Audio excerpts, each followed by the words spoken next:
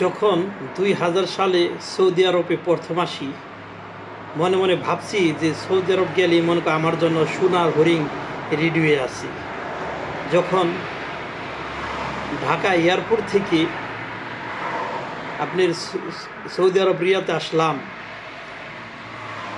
আইসা দেখি আমাদের বিমান চলে গেছে, টাইম ওভার হয়ে গেছে, মানে আমাদের ছেড়ে চলে গেছে, টাইম মতো বিমান ছেড়ে গেছে গা। তখন মনে মনে ভাবলাম যে বিদেশ আসলেই মনে করি অনেক সুখের।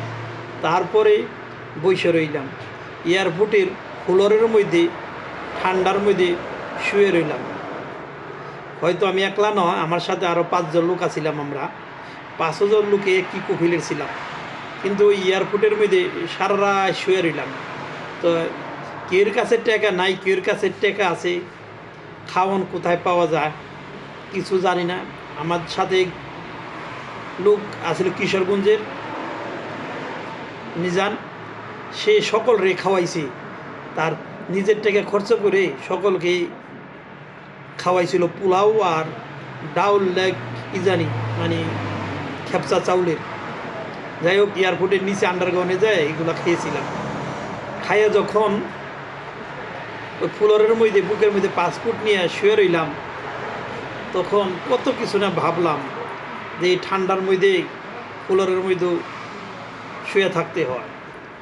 তো আস্তে আস্তে সকাল হলো। আমরা সকালে যখন বিমানে ফিরে ওঠার জন্য করলাম, বিমানে উঠলাম, আয়া যখন আমাদের এই ডিস্ট্রিক্টের মধ্যে নামলাম, মনে হইল যে কোন এক আজব দেশে আইলাম।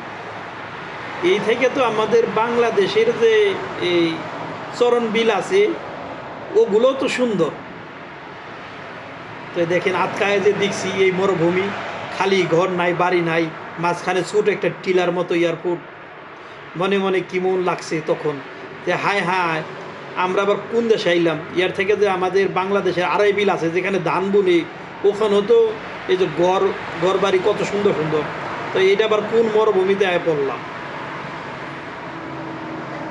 দেখেন সেই দিনগুলার কথা মনে হইলে থাকবো না করতে করতে কতগুলা বছর কেটে গেল পূর্বাসীর মাটিতে। যখন আল্লাহ তাআলা আপনাদের রিজিক রাখবে, এই রিজিক কারো এড়াবার মতো ক্ষমতা নাই। যতদিন আল্লাহ তাআলা রিজিক রাখবে ততদিন করে থাকতে হবে। দেখেন সেই মরুভূমির দেশে থাকতে থাকতেই 25টা বছর পার করে দিলাম।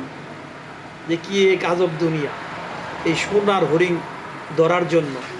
তার জন্য বলি, যদি কেউ বিদেশে আসতে চান পূর্বাসীর মাটিতে, আগে চিন্তা ভাবনা করে আসবেন যে এই সোনার হরিণের পিছে না দৌড়ে যদি নিজের জন্মভূমিতে এই টাকা খরচ করে সোনার হরিণের পিছে খুঁজেন, দেখবেন সেখানে আরও ভালো সোনার হরিণ খুঁজে পাওয়া সম্ভব আছে। যদি আপনি সফলতা অর্জন করতে চান, আপনার মন মানসিকতা যদি ভালো থাকে, এই এতগুলা টাকা অপচয় না করে ওই টাকাগুলা দিয়ে আপনি কোনো ব্যবসা বাণিজ্য করেন, কোনো দোকানপাট করেন, কোনো কিছু করেন, দেখবেন আল্লাহ তাআলা ওখানে আপনি রিজিক লিখে রাখবে।